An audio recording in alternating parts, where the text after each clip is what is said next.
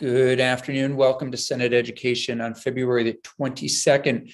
Ms. Cargill, are you waiting for Mr. Giles, or is this a show that he is not going to be a part of? He is absolutely going to be a part of it. Okay. We're So waiting we for will we'll give him another 30 seconds. How's that sound? That's fine. Great.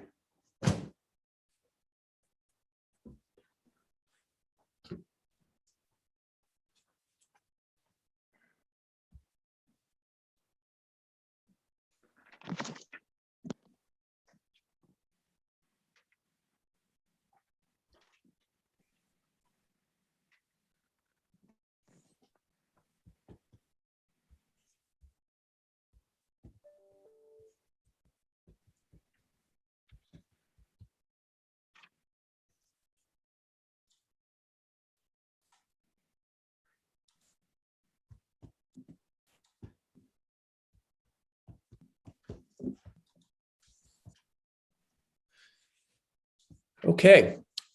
See, Scott is with us, so let's get started. Many thanks to the three of you for being with us. One of the things we've had conversations about this session is has to do with how can we make this the state where more and more teachers want to be, want to have a career, want to come here to teach. We also recognize that we as a country are facing a massive teacher shortage crisis. If you've missed the press, it's basically everywhere. More and more people are talking about it. We want to buffer ourselves and our schools and children from this as much as possible, while also helping our teachers with, student aid, student debt relief, et cetera. So I've asked Scott and others to come in to talk to us about a possible plan or come up with a possible plan. This committee is about solutions. So with that, the floor is yours. Chairman Campion, thank you very much for the invitation. And for the record, my name is Scott Giles. I'm the president and CEO of the Vermont Student Assistance Corporation.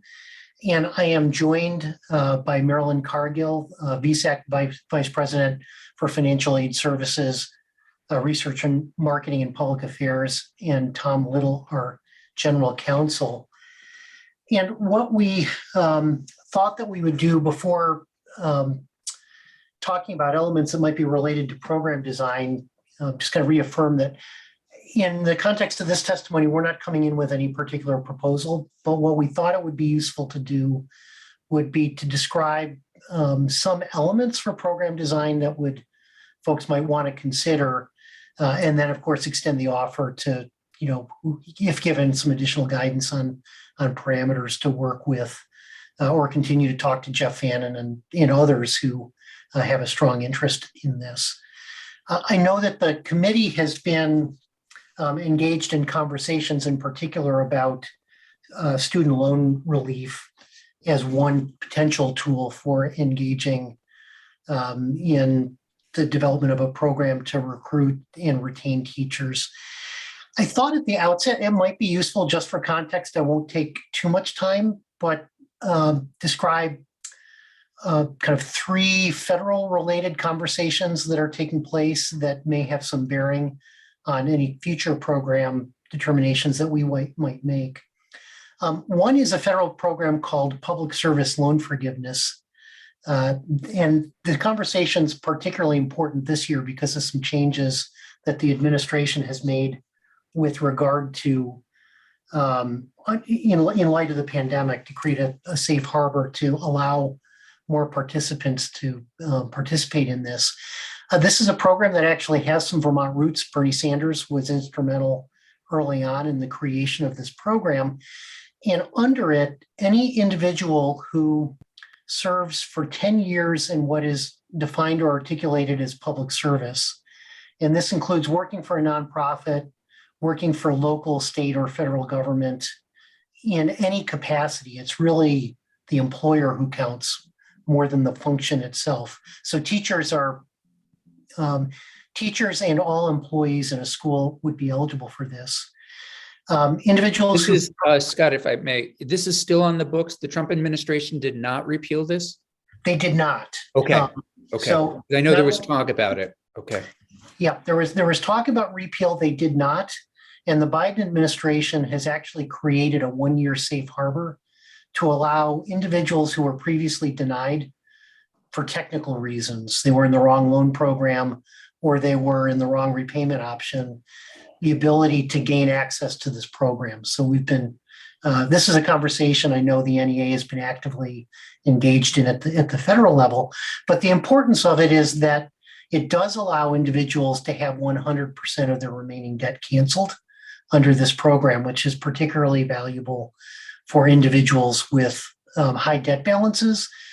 And since we know that most debt is incurred by individuals who have graduate degrees and graduate education, that's particularly important for teachers. The other program that exists that is probably less well known is a teacher loan forgiveness program that has roots in Vermont. It was a program that Jim Jeffords participated in creating way back in 1998. This is a much more narrowly designed program that was originally designed to incent high qualified math and science teachers to agree to serve in schools that served disproportionate number of low income students. And for students for teachers, math and science teachers who agreed to participate in this, you could have up to $17,500 worth of your debt forgiven. And the Agency of Education is involved each year in identifying the school districts for whom the school districts that are eligible for participation in this program. And that $17,500 is available after 5 years of service. It's also available at that level for special ed teachers who are serving in these schools. And we can provide the committee with the most current list of school districts in whom service would qualify.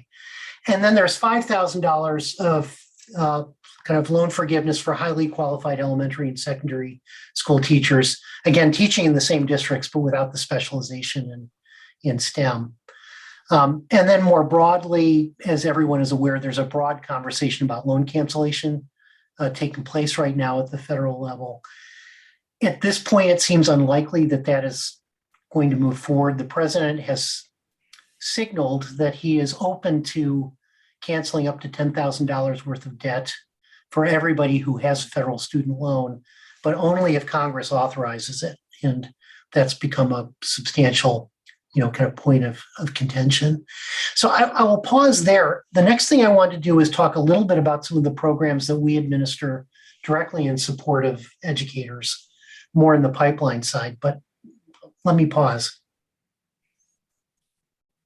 I don't see any questions. And I wanted to describe those programs because that's part of the context in which any effort that we would make to provide loan relief would need to be accounted for. Mainly VSEC support, I think of as being predominantly in the pipeline space. So there are two approaches historically that federal and state government have taken to supporting teachers. One is to build the pipeline by providing scholarships, oftentimes with work requirements that are designed to encourage more young people and, in one case, adults changing careers to consider teaching careers. So we at VSEC provide grant and loan support for adults pursuing the teacher apprenticeship program at Champlain College, which is a career change program that allows for certification, and the Sparks program, which is a professional development program similarly situated that serves students predominantly, I believe, in the southern part of the state.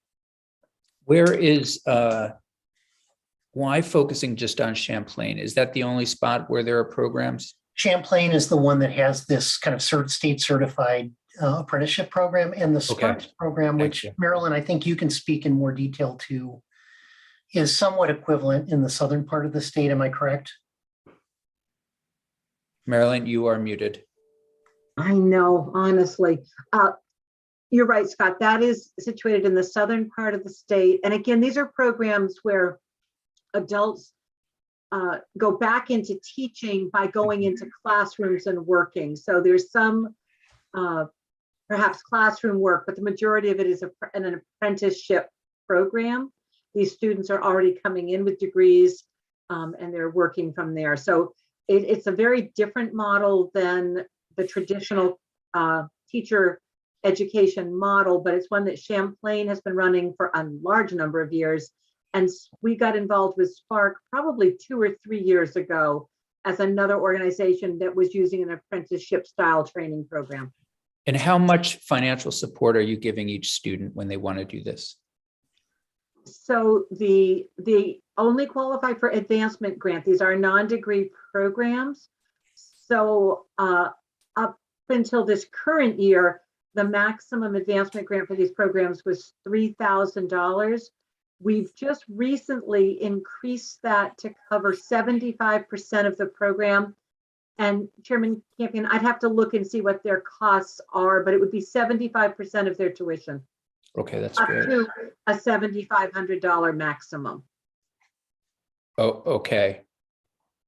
Okay, So if it was a $10,000 program, it would be the whole 75%, but I'm not quite sure what they are. yeah, I think what I'd like also, as you're just working on some of these things for us, is how much, how many students are taking advantage of this? Already you've mentioned some interesting things, and I'm not hearing young people talk about them in my limited circles, or, we don't know, I don't know, can only speak for myself, but are we dealing with a marketing issue? Are people am I just wrong that everybody's taking advantage of these and dollars are flowing and we might not need as much help as I thought in this area? Senator Hooker. Thank you.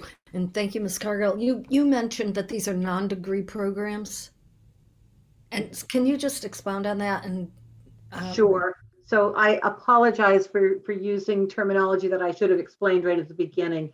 When a student applies for admission at a college because they want to go through their traditional educational programs, those are degree programs, and those teachers, as you know, would take the normal coursework and they would end up with a bachelor's or master's degree in education. But these programs are really targeted for adults that are looking to change their careers. And so these are going to be programs where they're not going to go through a traditional college experience. They're going to go through an apprenticeship program very similar to, think, electrical apprenticeship or plumbing apprenticeships, where you are doing hands-on training. So these students already have degrees and they're taking that educational and life experience into the classroom and really focusing on the teaching aspect. okay, so they don't have to go through the regular coursework for teachers. I understand that, but they're still allowed to be licensed as teachers? That's correct. Okay, thank you. Yes, and an example that might be useful, just because I have a colleague who just did this, an individual who is an engineer who worked for many years at Global Foundries, decided he wanted to change careers and teach math. And so this was a pathway that would allow him to get a credential as an educator without having to start over with a brand new degree. And but these are individuals that are already coming with a college degree and some subject matter expertise. Yeah, I know of a surgeon who could no longer practice his trade and ended up in the classroom, which was wonderful for the kids that he had. Yeah. Yep, absolutely. Chairman Campion, we'll get back to you with numbers. Great. And it's less that this is a solution than this is one of the tools that are out there, particularly attractive for adults that are looking to change careers and move into the field of education. If I may, when you're coming to us with some of these ideas, do you have a sense of the kind of debt that teachers are carrying right now in the state? We know what the averages look like for a portion of we don't know specifically for teachers. I don't know that we would be able to kind of specify that. We know what the average debt that a Vermont grant recipient, which is that lower middle income Vermont family, has in order to get a 4-year degree, and we can share that information with you. Okay. This year, and Marilyn can speak to any details that the committee may be interested in. We are launching, along with DCF, a scholarship with a work requirement this year for early childhood educators. And there was, I think, Marilyn, $540,000 for this coming academic year. I'm looking for the nod there. And we're expecting $500,000 for that for academic year 23-24, maybe a little bit higher than that. But in part, Senator Campion, this is speaking, at least in a small way, to the same challenge that you described, but specifically within early childhood education. Okay. And then in addition to that, there are two things that we thought we would touch on, fairly briefly. VSAC, as you know, administers private scholarships, and I wouldn't describe these as being, solutions to the broader kind of pipeline challenges that education faces. But we thought it would be useful to share that we administer roughly 14 private scholarships, the recipients of which are prioritized if they are planning on pursuing a career as an educator within the K-12 system, or in some cases within higher education.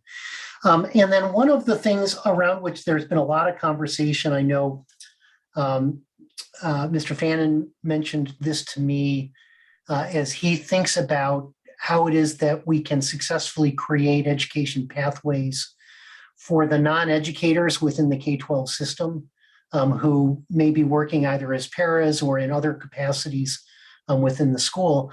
I would remind you that with the support of this committee, the 802 Opportunity Program was created last year, which is a program in which an individual coming from a family earning less than $50,000 a year can attend CCV tuition and fee free. We launched it. We'll be coming back in later on to share our budget request, which is a hope to expand that income threshold to $75,000. But what I did want to share is that one of the real wins with this program is for working adults who are continuing to work, but previously were earning their way out of eligibility for financial aid, either at the federal and state level. And we are seeing a really significant uptake in participation from this program from working adults, which is not a surprise. That was something that we were anticipating.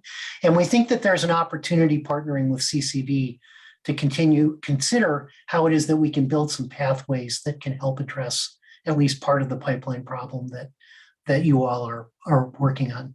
So let me pause there, and then I can turn to the last piece I wanted to touch on, which are some of the program design considerations people have thought about in different contexts. I think it's fine to go ahead. I don't see any questions. So from a program design perspective, the first thing that we would need to do is decide which problem or which set of problems we want to try and solve. And one of the hallmarks of an effective program is that it's simple to administer, simple to qualify for, and simple to communicate. And traditionally, there have been two separate problems that programs were designed to address. One is a set of programs, and we've described a number of them previously. That's where most of our activity has been, which are designed to increase the pipeline by increasing the number of individuals entering a profession. And scholarships with a work requirement are the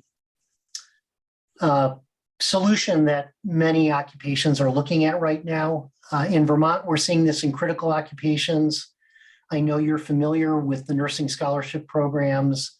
The National Guard Scholarship is another example of this. These are programs. Primary care is another area where the state has identified a critical occupation and said, in order to try and increase the pipeline, we're going to offer some form of financial aid in exchange for a service requirement. These are fairly early in our experience with them. I guess the Guard we've got a little bit more experience, but This has become an increasingly popular way to try and address that. The second approach that folks take is not entirely disconnected from building the pipeline, but it's really targeted more towards retention. And I know that this is something that you talked with Jeff Fannin about fairly extensively. And there are a couple of different models that folks have embarked upon. I'll start with student loan repayment as one. Oftentimes we focus on the cancellation models, but there's a model that is slightly less expensive, at least on an annual basis, that has been implemented for a number of years at the federal level, and some private sector employers are looking at implementing something similar. In the federal government offers a model for federal employees, and this includes congressional staff, where each agency is provided an allocation of dollars that they can then use to make full or partial monthly payments on employee student loans. The payments either made to the employee or directly to their servicer. One downside is that all of these things count as taxable income, so they're, at least at the federal level, it's all taxable. But under these models, an employee would each month get the equivalent of a stipend payment against their student loan. In some cases, there's an expectation that there's a work service requirement on the back end. But one reason that these are popular is that the employee only receives the benefit as long as they maintain their employment with the entity that is making those particular payments. So the advantage of this structure is that it's immediate, it's tied to current service, and terminates when the employee leaves. The other model is the loan cancellation model, which you talked about before. It's politically probably the most popular, certainly at the federal level. It is more expensive. It provides benefit to existing teachers, but unless it's an ongoing program, doesn't address the ongoing problems of the next generation of teachers that are coming in with federal debt. And again, it counts as taxable income. In order to make these programs workable, both at the federal level, at the state level, what people typically do to get the program down is go in one of largely three paths. One is to say we've got a finite amount of money and we will award it on a first come, first served basis until we run out. And we have administered, Tom Little's been actively involved in administering a program, small federal program for public defenders and prosecutors with some money from the Justice Department, where we essentially do that. It almost functions like a first come scholarship application. And to put this in perspective, if $1 million were appropriated, you could provide $1,000 in cancellation to the first 1,000 teachers that applied for it, or any variation on those numbers that you thought would be meaningful. The second approach that people take is to target the eligibility to specific groups, effectively to limit eligibility.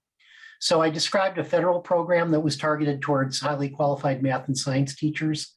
That's one example. They added a school qualification to it. Other teacher characteristics are oftentimes used when people are thinking about these programs.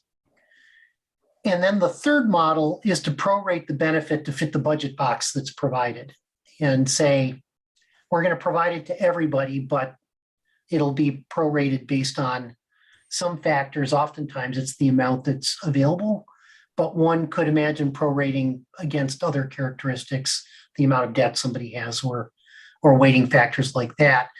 Senator Oh, sorry. Sorry to interrupt, Mr. Giles, but may I ask, is it Dr. Giles? My apologies. Mr. Giles is fine. I'm not in the classroom. Fair enough. So I'd just like some clarification. For the second and third options, I would like to, is my naive understanding that this would also only be eligible to teachers that carry a debt, a loan debt. For example, if a teacher worked 2 jobs right after they graduated and paid off their debt, they would not be eligible. So the eligibility is also just implied that loan forgiveness can only be for those carrying loans, regardless of whether or not they already paid off their loan 5-10 years ago. seeing your nod, that also means to me that I'm more inclined towards the first option. It seems to make the most sense, where you're rewarding those that are teaching, regardless of if they have loans or not, because teachers just deserve more. But thank you for the clarification of these different possible paths. Yeah, no, I appreciate the question. And I'm offering this up simply in the context of providing some of the traditional parameters around loan forgiveness, loan cancellation, or loan payment programs.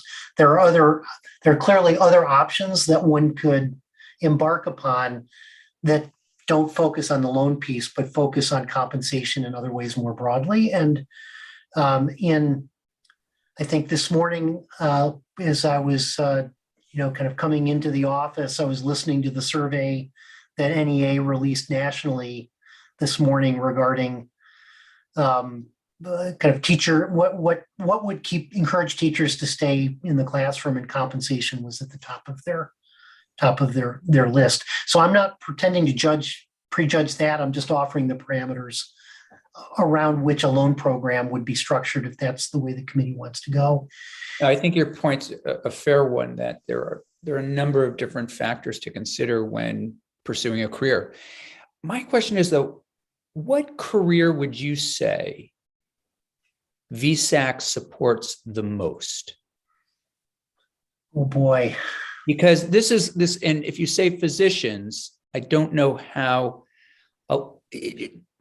That's where I'm curious. Teachers, we know the salary isn't where it should be. The workload is well beyond, my opinion in all this. Workload is incredibly high. So who does VSAC support the most when thinking about careers? Senator Campion, when we're working directly with students, our focus is on helping them identify the career path that makes the most sense for them. Completely. No, I understand. I'm sorry to interrupt, but I'm thinking, I know VSAC does a lot for nurses. There are some real career oriented sort of things that happen out there. And that's what I'm trying to get a sense of is, when everybody's around the table, what's the career that you feel as though you're supporting the most right now? Yeah. Well, I'll answer it this way. The vast majority of the funding that we are provided goes to students to pick almost an unlimited, undifferentiated kind of set of pathways. And that really is the majority of the work we're doing, Senator Campion. But what we are seeing and have seen over the course of the last 2 to 3 years is an increasing interest from the legislature in creating and supporting programs that are targeted towards what are being described as critical occupations. Now, the definition of that is, and there, from a differentiated program perspective, I would say there's support for the Guard, there's support for allied health, there's support for clearly the nursing and primary care pathways. And this year, we're seeing more interest in providing support for the more traditional trades. So those things that don't require the full post-secondary education, but for which an apprenticeship or alternate education or training pathways appropriate. So I would say that over the course of the last several years, that's the differentiation that we are seeing. And I respect that. I think you're absolutely right when you say the legislature's become more interested, agents, Department of Labor, et cetera, looking for shortages and needs and really even my somewhat failed joke about physicians. I get it. I mean, if we didn't have any physicians, we need to look to student loan relief, et cetera, to attract people. But out of what you just mentioned, it didn't sound as though you said teachers and educators. I think with the exception that I mentioned that we're about to launch a new program for early childhood educators,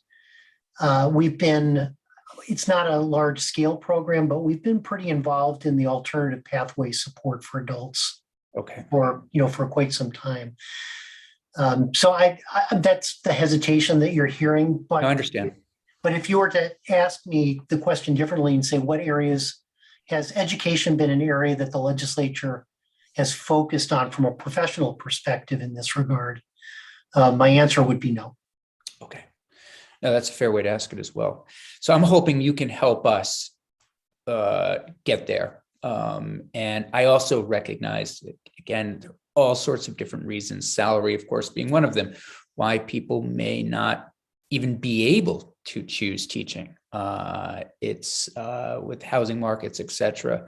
But we're working to try to do what we can as in our part, housing and natural resources committees are looking at, or economic development, we're looking at housing pieces. What are the things that we can do? Senator Chittenden. So just from a policy perspective, I'd love to hear Scott, so Mr. Giles' reaction to this. It seems like loan forgiveness makes a lot more sense to me if we as a policy-making body want to incent career paths in a field that is underserved. For example, nursing. I don't think we have enough nurses in the pipeline to meet the needs. So I see from the outset to students today, say, if you pursue nursing and get a degree and take out debt and then work in this field in Vermont, we will forgive a future loan. That makes sense to me. My concern with forgiving existing debt is I'm just going to give my personal example. My lovely wife is a public school teacher. She had $17,000 worth of student loan debt. And in 2005, we forgot, we didn't have kids for 2 years. I worked 2 jobs. We paid that debt off. And so now she's not going to get the benefit, but we still want to keep her in the teaching profession. And these 2 years have been killing her. So I like that first option you've been describing the most. So that would actually incent and motivate to retain teachers through direct payments, independent of whether or not they have debt. So I love the loan forgiveness forward looking to incent people to pursue career paths that we as a society want to get more students into. Any reactions to that take on how to use these policy instruments, Mr. Giles? We have experience administering those programs and, believe that they are a very, very useful tool from a workforce development, kind of perspective. And one piece that's attractive about this, Senator Chittenden, just thinking about the attractiveness of our institutions of higher education to students from around the country. If we can design a program that's effective, that will allow us to find a way to not only attract Vermonters and non-Vermonters as students, but to our institution as students, but to allow us to keep them here, I think that that's a really significant potential win, both for the profession and for our economy as a state. Senator Lyons. So I may have missed some of the comments, and for that I'm sorry, but things are very tight right now at end of session, so my attention got distracted. But as you were just speaking, the issue of trying to keep folks here is important. And as the loan repayment or other benefits are being granted, are there any strings attached that would suggest you must stay in the state for a year or 2 or 3 years after you receive the yearly grant? Yes. So the model that we were describing early on is one Yep, that has thanks. a work requirement in Vermont attached to it. Interestingly, Senator Lyons, one of the things we did run into this past year with nursing, just as an example, was that the nursing program, scholarship program that we are administering has a work requirement. The critical occupation scholarship that was awarded appropriately to the state colleges and VTC did not have a work requirement associated with it. And understandably, students were opting for the program that did not have the work requirement before they opted for the one that we are administering. We're in conversations with them. We work closely with the state colleges. We support their program and their students. But we do think that there's an opportunity writ large with these programs to make sure that there is a work requirement attached to them so that we are able to achieve our policy goals of strengthening the workforce here in Vermont. Yes, Senator Lyons. Yeah, quick question. Yeah. Has there been any work done with local schools and school districts to incentivize increased benefits or salaries for teachers who are in these programs? thinking, once the loan is paid off, we want to ensure that they're able to stay economically. Is there any discussion at that? I know that's probably not your purview. That's probably ours. But I would have to defer to those with more knowledge about what individual school districts are actually doing to, provide that incentive. yeah, it does get into the whole bargaining issue, but certainly would make sense somehow. Thank you. Thank you. Any other questions for Mr. Giles right now? So, we're just tight on time. What I'd love to see is, if it's possible, is for you to bring something back that we might respond to, given some of the conversation that you've heard today, and something that we might work with our colleagues on approach with, if that is okay with you. We would be glad to do that. And one possibility is that we bring something back based on this conversation that looks something similar to what we were being asked to do with nursing. This would be more pipeline focused. Yeah. But it would be designed to be an incentive to encourage young people to pursue education as a profession and provide a work-related incentive for them to pursue that here. Yeah. That would be great. It is a complicated question. And one of the things the Agency of Education has done is they have created, they've hired a consultant and pulled together some stakeholders to help get at some of the questions that we're asking, which indeed is, how can we make this the best state to teach in? And that is, has a lot to do, as we're talking about, prices of housing, salaries, and this would just be one component. But I think it's an important component, and we would welcome to have having you back, probably after crossover, given that that's when we would start to really jump into that. Well, we would be glad to do that, Thank Senator you. Campion, and thank you. And I guess I want to close. You had asked a question about how many of our programs were designed to support educators, and my closing observation is that we consider ourselves educators, first and foremost. So this work is near and dear to our hearts, and as you all know, we have counselors working in nearly every middle school and high school in the state. Yeah. So we know firsthand what is being asked of the professionals that are serving Vermont students. Yeah.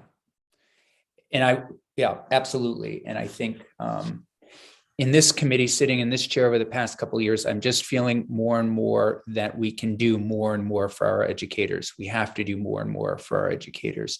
The job is, they're on the front lines, and we need them as we work to do so much, not only find the right jobs and the right careers, but we're really training students to be active participants in our democracy. And we can't invest, I don't think there's such a thing as investing too much in those people that are with Vermont's kids every day. So thank you for that. We'll leave it there. And Daphne, I'm sure she's listening. She will schedule some time for you to come in after crossover. Thanks a million. Thank you very much. Mr. Desmarais, thanks for joining us. And thank you for your great presentation at the Democratic Caucus, which is public, that everybody had an opportunity to watch. Before we jump into the letter, though, I did want to follow up on one comment that I think it was Senator Hardy raised during the caucus, which is the question about audits. And I was able to talk to Senator Bruce briefly, and I just want to, I wasn't on this committee, so I think Senator Perchlik was on this committee. As I understand it, and I could be wrong, that the state board, or Senator Bruce could be wrong, but I think he's right. When you were all working on things related to Act 173, something was negotiated, if you will, where the state board could jump in and do an emergency audit or really take a step and if one of 5 things happens, there was something there, around audits, and I'm not sure what it was, but I'm wondering if you recall, Jim. I do. It's not really an audit. Okay. But what it is, it's around the school's financial condition. So Okay. if there are 4 or Like 5 the Compass children- School. That's why the Compass School jumped up. Right. Okay. That's actually what brought this Great. about, I believe. So if there are one of like 4 or 5 triggers that happen, the school has to report to the state board. State board does an investigation. They might lose her, but it's not like an annual financial statement requirement. No, I It's- understand that. Yeah, I understand that. yeah. Would you mind emailing the committee? Just so that, I'm interested, but I suspect everybody will be interested, what those triggers are. So Sure. Yep. what is it that would all of a sudden got everybody to say, hey, there's a problem with the Compass School. There's a problem here. That would be great to see. Yeah. And are those in statute or is this just part of? It's in statute. It's coming. Okay. I think it's in effect today now. Yeah. And one of the triggers is using funds for an undesignated purpose. Using designated funds for an undesignated purpose, which was meant for a different purpose, but could be interpreted to be using public funds for religious instruction. Right. But that wasn't what it was meant for, because it's really a financial test. Sure. So, there's language there you might look at and say, well, I wonder if that fits. So I'm not so sure that it does fit, but it I might. understand that. Yeah. Yeah, if you would send us, that would be. Yep. That'd be great. Okay. You have sent us a new draft of our letter to finance. Yep. Pull. If you would just bear with me 1 second.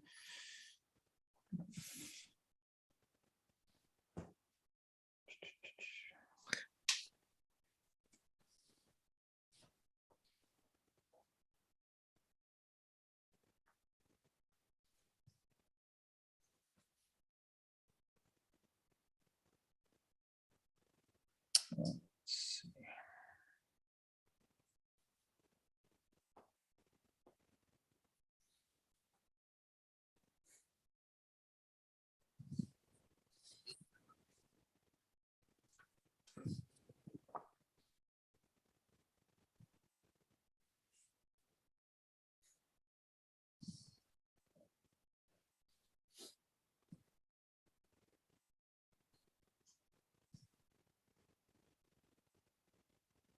Does anybody have any questions or comments at this point?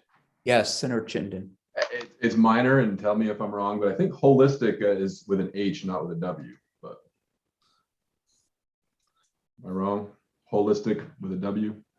Where are It's you? the whole, it's not holy, it's whole. Depends on what you mean to say. Am I still muted? No, you're not muted. Oh, I was just gonna say, I Was think, that a thought think- that you didn't want to say? no, I was gonna say, I think holistic is fine the way it's spelled. It's not holy. I believe that's correct, but It's I'm looking whole. at it. Yeah. Oh, Jim could say Marie? it himself. I didn't. I think it's right. I wrote it, but I'll Yeah. check. I think it was Cheryl Hooker's term. Was my word, and Yeah. I'm looking up the definition. It's a good and- question. Oh, It's, That's the wrong bill for HOL. Dr. Google is saying holistic is not having to do with holy, but again, I'm not trying to split hairs. I like the letter. It has my support with the think it's- W or not. Other questions at this point or comments? I think they're both correct, actually. Oh, really? Good. Okay. Which I do think you it's prefer? either, Jim. I think you're right, because I just looked it up and it was HOLI. Yeah, and then the W is an alternative to the alternative use. So I think the main Oh. use, is without the W. So I think it's maybe a correct edit to make. This On is- again. Yeah. You want Senator Perslick, when I rub my head like this, please go ahead. that, Weigh in. as the clerk, do you want me to do a roll call vote on this H You know, and it's a good, W? it's a good question. I could do either. I could go either way. I would like to keep, have an opportunity just to try Senator Terenzini. If everyone's comfortable one way or the other, we keep the vote open. But as the clerk, do you have a recommendation as to whether or not you would want to, do a roll call or do, or even, register? I mean, this is sometimes, well, actually, I do think we need to register it. So why don't we, not seeing any other questions or comments, I would entertain a motion to endorse the letter from Senate Education to Senate Finance having to do with English language learners and our recommendation for them, recognizing, of course, that this is just our recommendation. So moved by, yes, Senator Perslick. Yeah, so moved.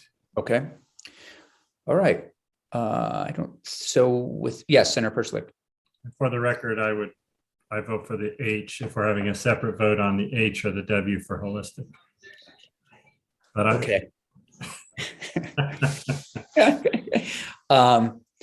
The H seems to me, for what it's worth, I'm always one of those folks that if it doesn't look right and there is another option, let's go with the one that looks right. And I think that means the H, I think, from where I'm at.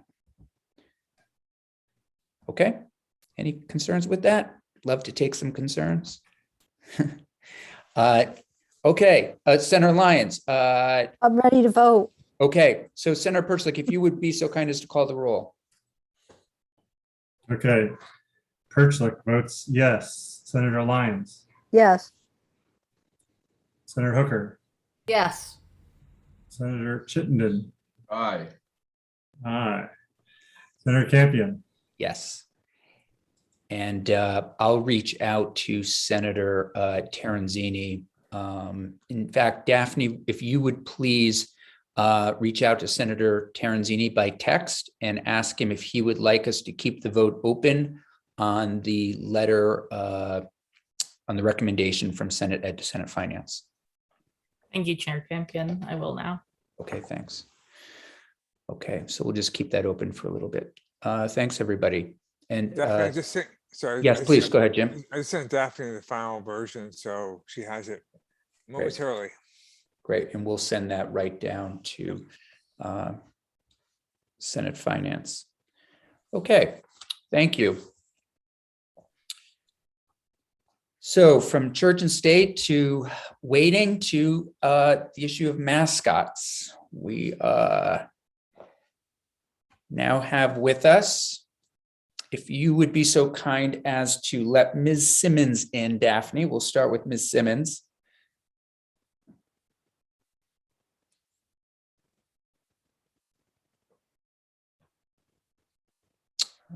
Not hearing from Daphne. Oh, there we go. Yeah, she's All right. joining now. So thank you. And we have Elizabeth St. James. We'll hear from a couple of witnesses in a little while, but for now, let's just stick with Ms. Simmons and Ms. St. James. Ms. Simmons, thanks for joining us.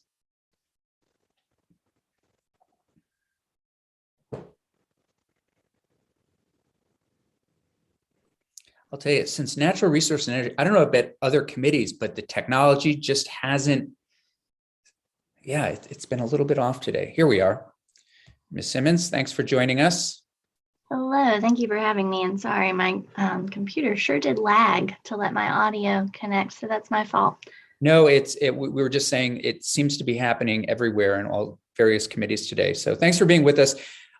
Senators will recall last week, Secretary French asked to put another proposal on the table for us to consider on the mascot bill. I believe it's 139, which we received. If you haven't had an opportunity to look at it, it is on our website. And we have Ms. Simmons, General Counsel for the Agency of Education, here to take us through it. So with that, Ms. Simmons. Sure, thank you so much. This is a very short proposal of language that would probably shorten your bill somewhat. We're proposing 2 sections, and I've got those in my 1-page written testimony proposing language for you. I don't know if that's crossing some kind of line, but I know you're getting down to the wire on things and No, it's anticipated that would be helpful.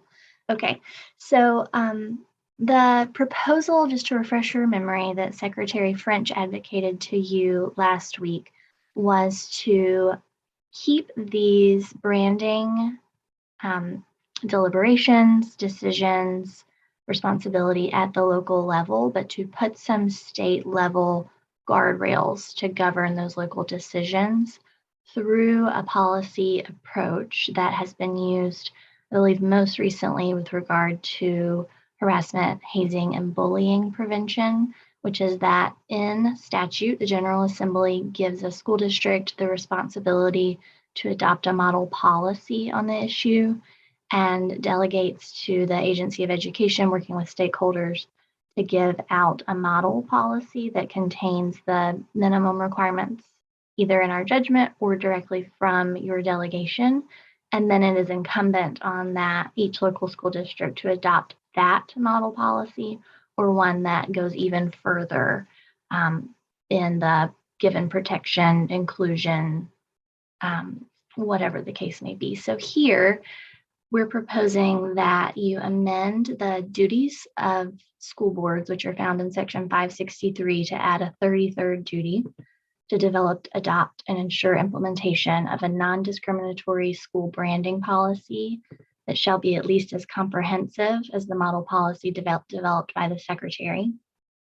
State that any school board that fails to adopt such a policy shall be presumed to have adopted the most current model policy published by the secretary. That's language that I took from 16 VSA 570A, which is where you dictated a model policy for harassment, hazing, and bullying prevention.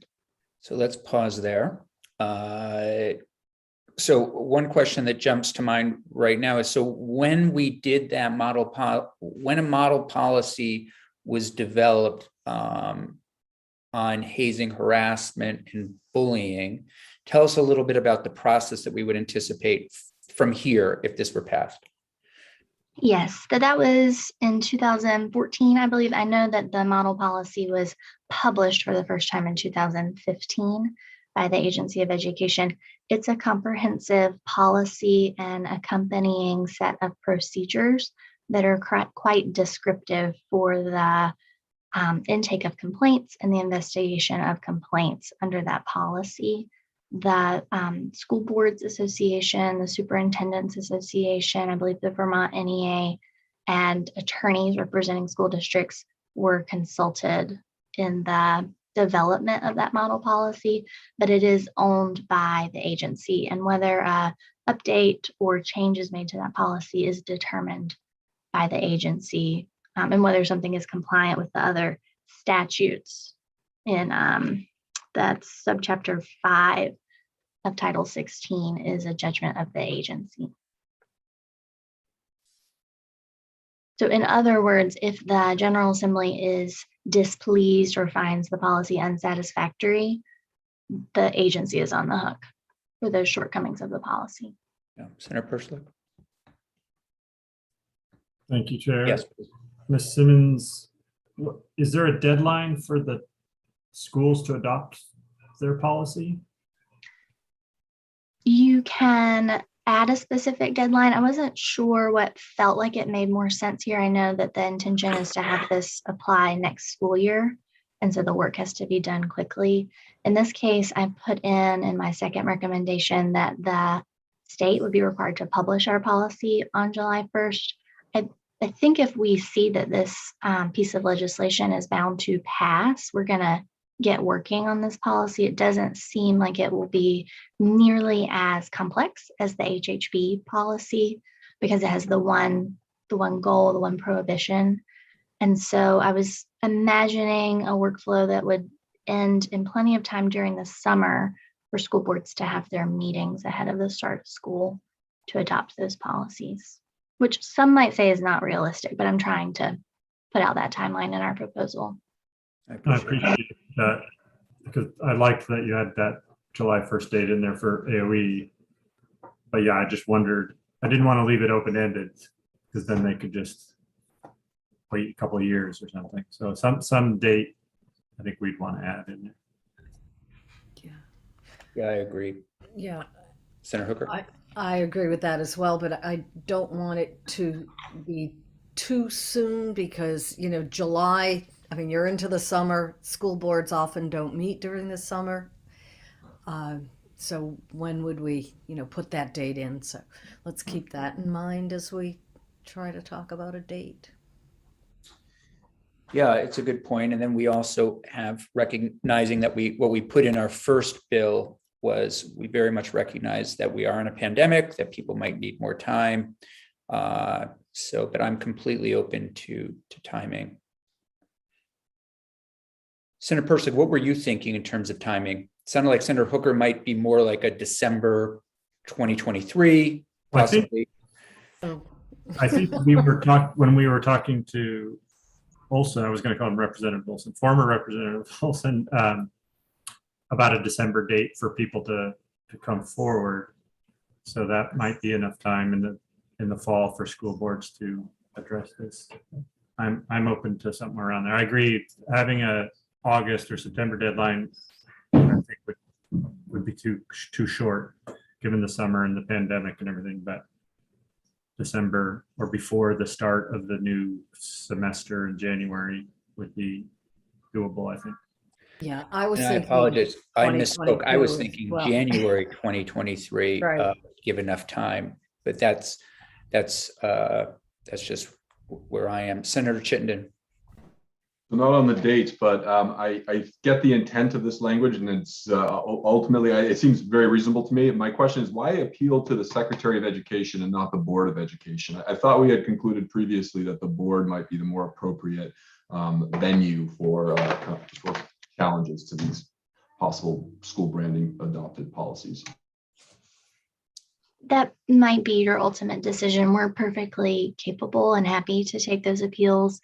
Other appeals that the Secretary of Education takes are related to residency decisions from a school board decision around certain kinds of elementary grade tuition payment. Comes directly to the secretary from a school board decision. So it's just in the statute, there's a split between the kinds of appeals that go to the secretary versus to the State Board of Education. One advantage, you know, the secretary has is that there's a legal staff who regularly handle appeals that report to the secretary. And when the state board has an appeal, the legal staff of the agency assists them at the direction of the secretary to provide those services to the board as needed.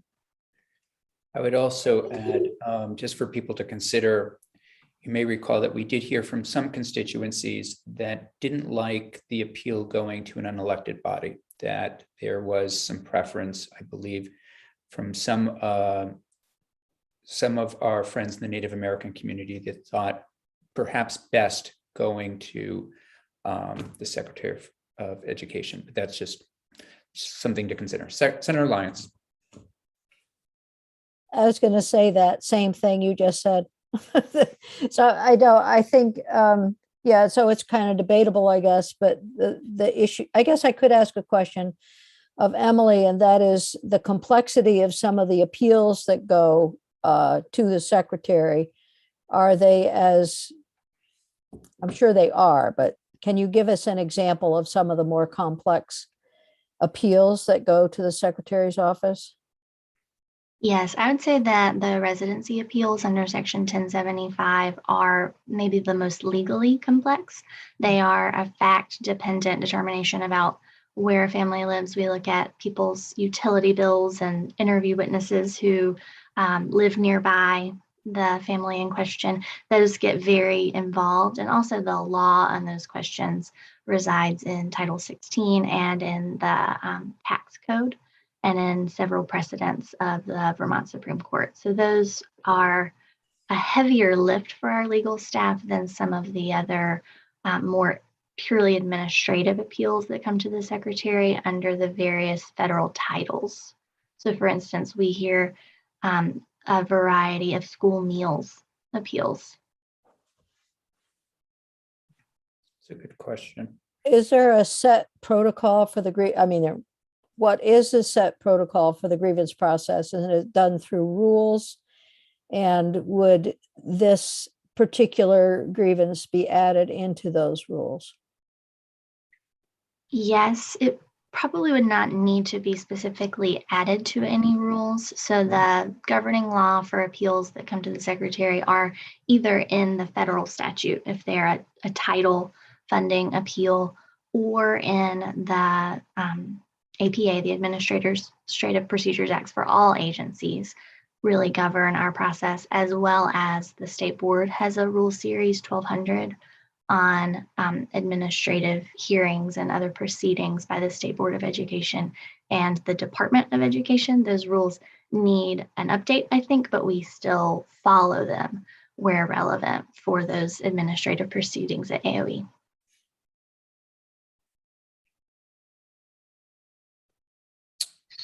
Okay. Would you please continue with the next sections? Right. So I've covered the additional duty that would be placed on a school district to adopt a policy. Then you would direct what the policy should at minimum say and how it should be written. So we recommend that you add section law to require AOE to publish the model policy required above on or before July 1st, 2022, just throwing out an aggressive timeline as we discussed.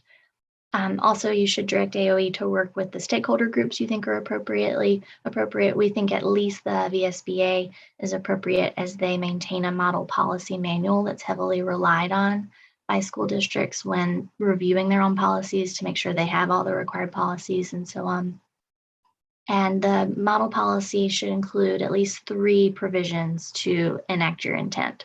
First, that it has the prohibition that I took the text from the current draft of S139, the prohibition on branding that directly or indirectly references or stereotypes the likeness, features, symbols, traditions, or other characteristics that are specific to a protected class status or any person, group of persons, or organizations associated with repression of others.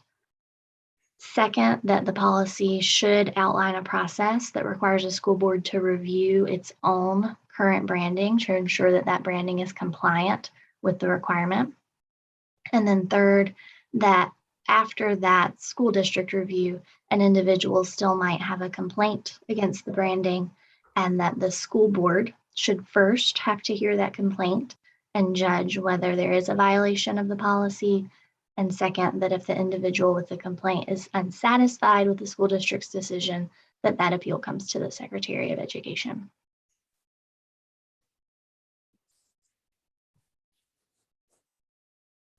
Committee.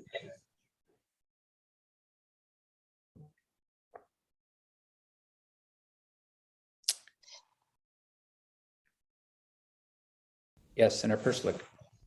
I like this approach. I think it'll be more streamlined and we will get this policy in place sooner than some of the other options that we've talked about. I think appealing to the secretary also makes that quicker on that point. If you appeal to the whole board, then the whole board has to meet and debate and vote. You just appeal to the secretary, he or she can make a decision pretty quickly with the staff right there in-house, and then is accountable directly to the governor. So I like the proposal and I appreciate AOE bringing it forward. Senator Hooker. I like it as well. I appreciate the kind of putting it back at the local level, at least to a certain extent, and that will give people their opportunity to speak. So, thank you for your work, Emily, and thank the secretary for bringing it to us. I will. I see that. Yes, Senator Chittenden. Yeah, I'd agree. I think this makes sense. And I can't think of any testimony we've received which would object to this approach, but I'd be curious if anybody's watching this that's intently interested that they see fault in this adjusted tact, but I support it. It makes sense. Senator Lyons. Okay. I will draft a letter to former Representative Olson to let him know that his plan was not taken. And that we are going to, I think, go forward with this. So I want to join in and say, I really appreciate your efforts on this, Ms. Simmons and Secretary French's. Yeah, it feels good. So Ms. Well- St. James, sorry. I was just going to tell a joke. Never mind. No, please, because I'm failing left and right. So please. Oh, We're it's going to all be bad. ears, I was going to please. say when you don't see me in committee next year, it's because I'm handling these appeals to the secretary, which we're happy to do. Right. Fair enough. Absolutely. And when I think about what's out there, I think this is going to give people some good pressure, and I'm hopeful that we will indeed, for all back, see you in committee. Ms. St. James, as you probably heard, that the committee would like to move in this direction. So if you would be so kind as to give us a new draft, provide us with a new draft, that would be great. We'd really appreciate it. Anything from you, Beth? I just have a couple of questions / comment, if I Please. may. Yes, please, absolutely. For the record, Beth St. James, Office of Legislative Counsel, happy to draft this up. I've already, I anticipated that and already started to do a little drafting. Thank you. I do just want to ask, this policy, the way it's proposed, it doesn't automatically apply to independent schools. Okay. The bullying, hazing, and harassment policy and that model very clearly applies to independent schools. Yes. And that can happen with just some additional wording. So if it's okay with the committee, I can take a stab at what I think would meld both worlds and then share it with Ms. Simmons first to make sure we're on the same page. Yes, thank you for Okay. raising that. It certainly is the committee's intention, as we put it in, I believe, the other draft. Ms. Simmons, that makes sense to you? I agree that it could follow along the same lines as the HHB policy. I'm less familiar with the governance practices of the boards governing independent schools and their dispute resolution procedures. So for instance, I'm very familiar with how a school district board would take up a complaint and make a decision. I'm sure that there's an answer to that question about independent school boards. And second, I wanted the committee to know that the State Board of Education has open rulemaking on independent school approval and is considering or has directed me to return a draft to them that would add non-discriminatory branding practices for independent schools as a matter of approval. So it would be a totally different accountability track than having an appeal come to the secretary. And I'll just keep an eye on the development of this bill and keep the state board informed if they need to change the approach in the rule as a result. Thanks, I really appreciate that. Oops. I think, our goal is to make certain that mascots aren't discriminatory. So however we get there for both the public's and independence is we recognize it might be a little bit different, but what we're trying to do. And so we'll let the two of you work before I pass it on to Senator Hooker. In terms of timing, I'm wondering if Thursday would work for you, Ms. St. James, to bring us in a new draft. That's okay. And will that give you enough time to talk to Ms. Simmons? So we might be able to vote something out Friday, possibly. That certainly works for me. I don't know. Great. I don't know about Emily. Okay, looks like it does. Senator Hooker. Okay, and I don't know if this is implicit in what we're asking. I mean, the school boards are going to be adopting policies, and I'm sure that there'll be a lot of discussion.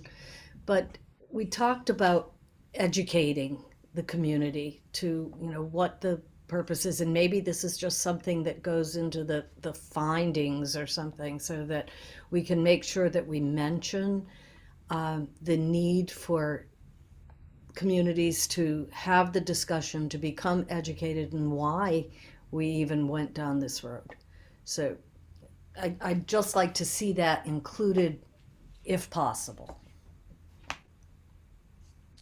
Some sort of findings. Is that what Or you're looking for, Senator Hooker? intent, whatever. I mean, I don't know where. Sure. Ms. St. James? Just again, obviously, whatever I draft, you can tear to shreds and I can start all over. But the harassment, hazing, and bullying prevention policies statute, which is, I think Ms. Simmons said she used as kind of a model in bringing this approach to you, does start with a state policy section. So just one, I think it's 2-3 sentences. I'd be happy to take a stab at that to start if that's something the committee is interested in. That would be great. And if you want to share it with Senator Hooker before Thursday, that would be great as well. And then we can all look at it. Anything else at this point? Great. So I feel like we're making progress on this. Okay. Thank you both very much. Please pass our thanks to Secretary French as well. And we will leave it there for now. Okay. I believe, Daphne, would you let our witness in? We're going to continue on this topic.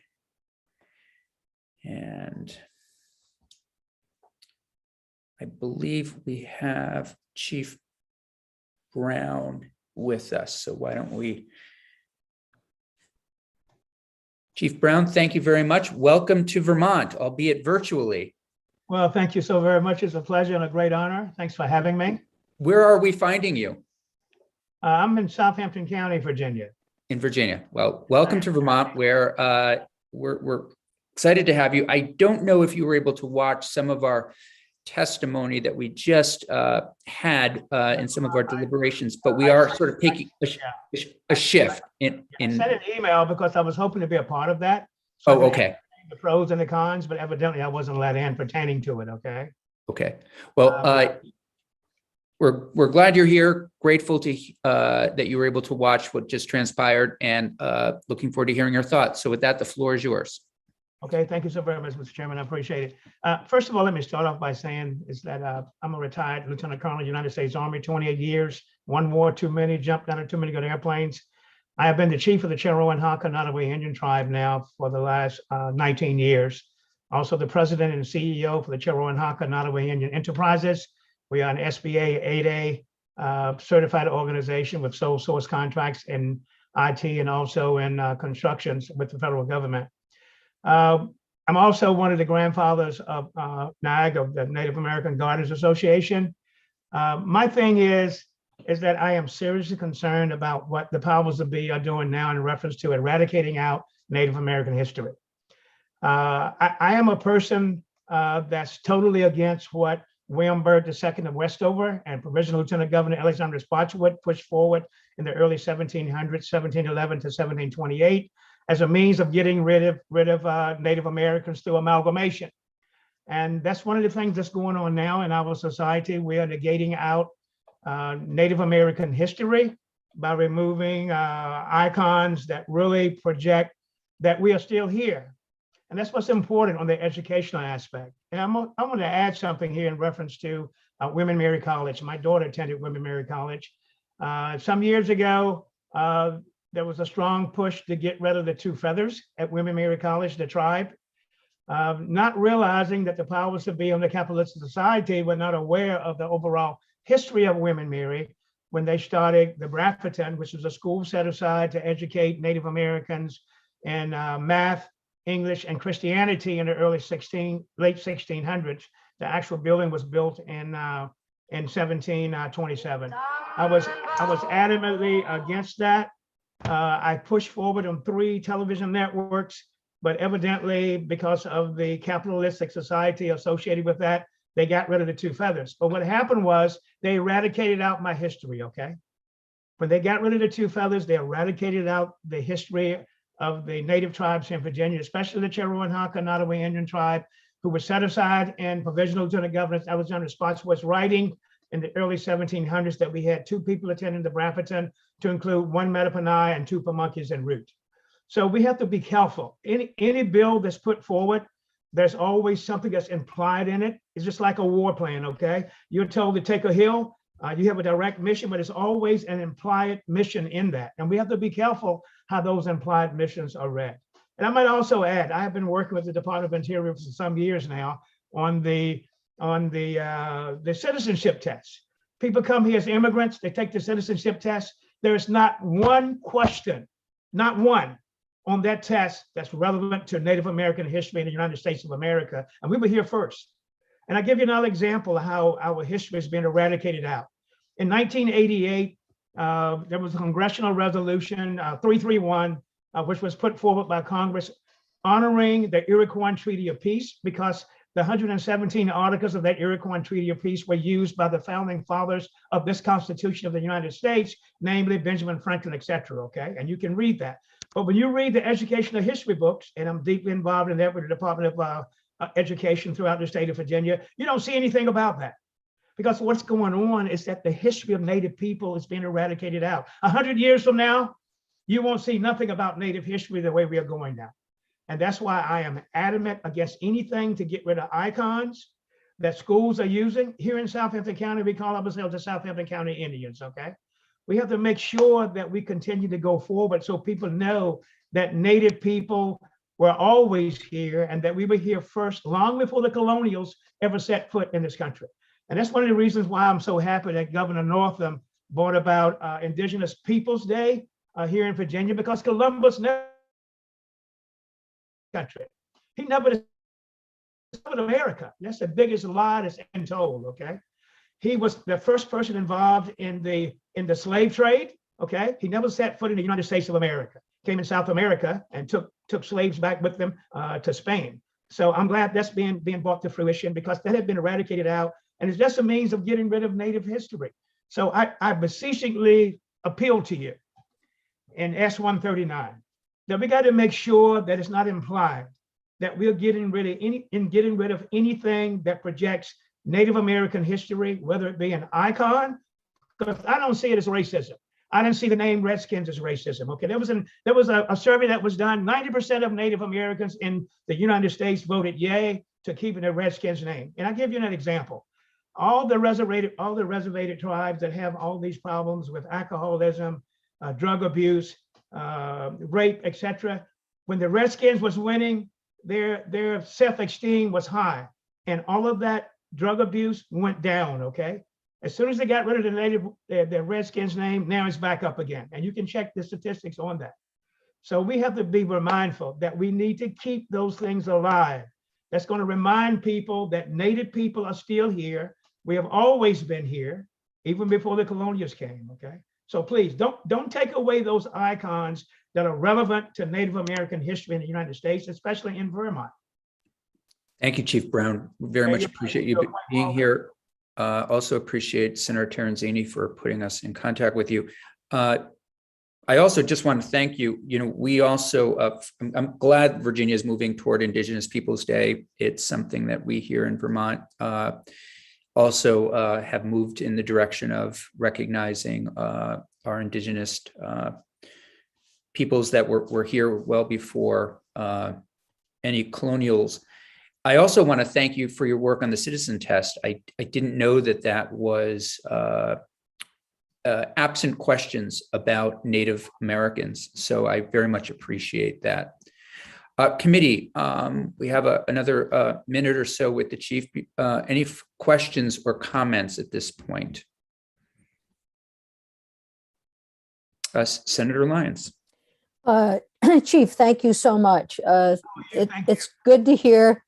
It's good to hear an alternative perspective from what we've been hearing right along. I guess my question is, how do we discriminate? How would the Agency of Education determine that a symbol or a mascot is not meant to demean or in any way change the heritage that you're so proud of? So, okay, it's all about perception. Yes.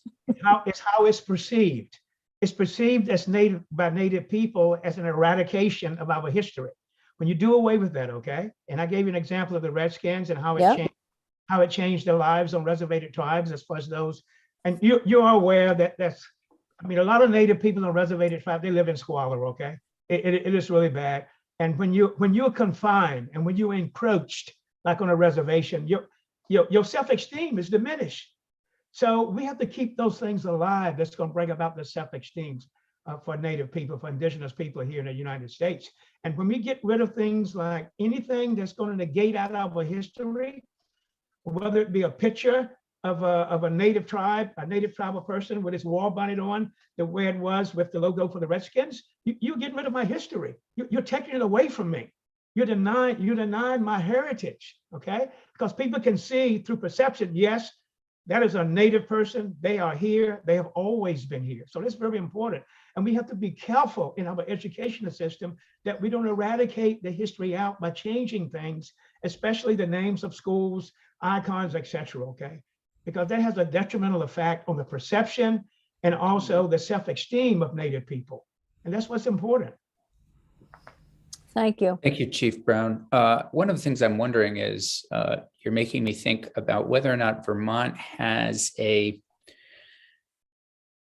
statue, has a memorial, has some recognition to our Native populations. And that's something that we can look into on our own. But some of your comments have made me think that way. Senator Hooker, final question. Yeah, thank you. Thank you, Chief, for being here. I'm wondering if you can kind of justify for me the difference in your testimony as opposed to the difference of other Indigenous people's organizations that are seeing the need for this legislation. Okay, I don't know what other Indigenous tribes, but I can share this with you with the Native American Museum here in Washington, D.C. The Oneida gave $10 million toward that. And also the Massanutten, Pequot in Connecticut gave $10 million, okay? The Oneida in Canada was adamantly against William and Mary College maintaining the 3 feathers, the 2 feathers for the tribe. Reason being, they don't understand the history. Because William and Mary was the first school, with the exception of Hampton University in 1876, which brought together the St. Augustine Indians out of Florida into Hampton University, and they were given the same education as African Americans at Hampton University from 1876 to 1927, okay? So they pushed to get rid of the 2 feathers out of William and Mary College. But when they did that, because all of the backers, the money that backed the athletic associations, etc., when they came into agreement with that, you got rid of the 2 feathers, but then you eradicate out my history because the Braffington was the first school at William and Mary College set aside under provisional Lieutenant Governor Alexander Spotswood, 1697. The building was built in 1727 to teach Native people history, teach them English, mathematics, and Christianity, okay? So when they did that, you took away my history. Why take away my history? And there are some tribes because they don't understand the history of their own people. Now, I'm a Native historian, okay? I have been doing research now for probably 30 years, even during my 28 years in the United States Army, okay? I'm the historian for my tribe. I'm the historian and understand the history of all the indigenous people here in Virginia, some of which have been completely eradicated out by the powers that be and by writings of some of my learned colleagues with PhD degrees that they're no longer here. It's like Native people don't have kids. Gee, they don't have kids. So how can you say they're gone when actually they continue to have kids and their blood continues to flow freely, okay? As an example, in 1750, they said the Rappahannock Tribe was extinct. They are a federal recognized tribe now, okay? William Byrd wrote in 1728, April the 7th, April the 8th, when he came to our 41,000 acres of reservation land here in Southampton County, Virginia, that all of the indigenous tribes in Virginia, there's only one remaining. That's the Cherokee Nottoway Indian tribe. Thomas Jefferson came back in 1820 and wrote there were 3. The Pamunkey, the Cherokee Nottoway, and a few Metapanaks, okay? So we have to be careful of how history is written because sometimes people write history to the color of their own persuasiveness, okay? But we have to be very careful that we don't eradicate out Native history. It's all about education. We have to educate the general populace. And I'll give you another example, University of Virginia. And, Okay, I'm sorry, Chief Brown, this will have to be the last example, only because we have other witnesses. I'm sorry. Thank you. No, please, go ahead. you want me to give that? Yes, if you could just give that last example. The statue of Sacagawea.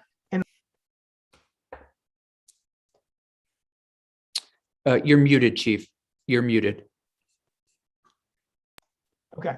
There you go. The statue of Clark and Sacagawea in the Lewis and Clark expedition, they have voted to get rid of that off the campus of University of Virginia. I mean, it's crazy. It's crazy when she was a part of the expedition, okay? So why is it the powers to be that donate money to the university push and get their way to get rid of the statue? And you had mentioned earlier, Mr. Chairman, about putting the statue up in Vermont. I'm going to tell you now, some people are going to challenge it, okay? Mhm. It's outrageous the way this country is going. They're basically trying to eradicate out anything pertaining to indigenous people, especially Native Americans in the United States. Well, thank you, Chief Brown. We recognize that today you're very busy. We appreciate you coming before our committee. Without a doubt, you've given us a number of things to think about. I do want to thank you for your work on Indigenous Peoples Day, as well as your advocacy to work on the citizenship test. And I do hope you'll stay in touch with our committee as you move forward on those two fronts. And please always feel free to follow our work. But with that, I'm afraid we're going to have to leave it there for today. But thank you for joining us. Well, thank you so very much. And I appreciate the question. It's been a great honor. And as we would say, Kwekahante, Isanki Vasviki, Creator, my heart is speaking in our Iroquois language. But first of all, we say Kwekahante, Isanki Tarahanta, Creator, we hope your heart has heard. But most importantly, we say Kwekahante, Isanki Vaskahi, Creator, our hearts both see the route and the path that we must walk.